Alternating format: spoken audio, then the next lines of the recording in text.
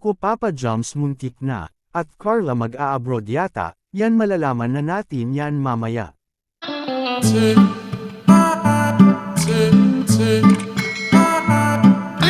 Isa namang mapalang araw sa inyong lahat mga kalingap, sana po ay lagi kayong nakasuporta sa aking ginagawang reaction video. At kung nagustuhan po natin ang ganitong kwento, huwag po nating kalimutang mag-subscribe sa maliit na channel na ito, at paunawa ating tapusin ang kabuohang nilalaman nito. Siyempre huwag din nating kalimutang suportahan ang ama ng kalingap na si Val Santos Matubang at Kalingap Rab. Naku muntik ng madulas si Papa Joms mga kalingap, at Carla mag-a-abroad yata.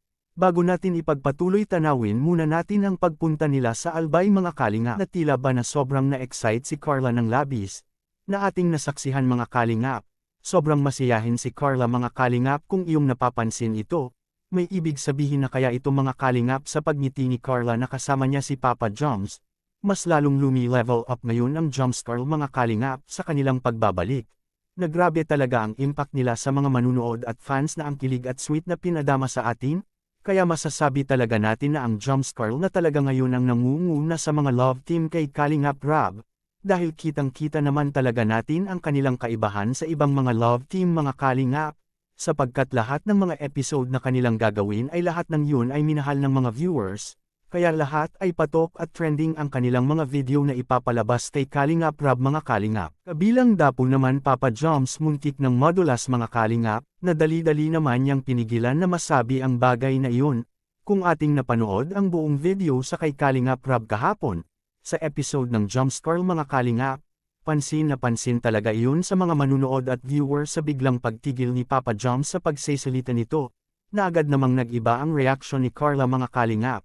Parang nagkakatotoo na yata ang ating mga haka-haka mga kalingap, patungkol sa kanilang pagtitinginan na hanggang ngayon ay wala pa ring sapat na katibayan, na sila na nga sa totoong buhay mga kalingap.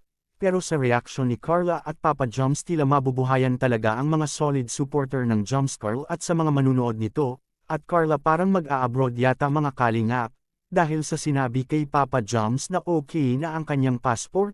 Siguro matutuloy na ang lagi nating naririnig na pupunta na naman si Carla at Papa Joms sa Hong Kong mga kalingap.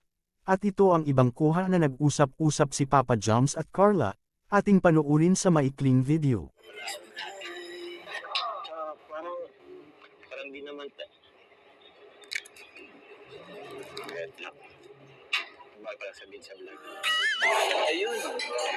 Ay na tayo. Kumusta Carla? Ay sa pagkakang na meron ka ng passport. Na-excite.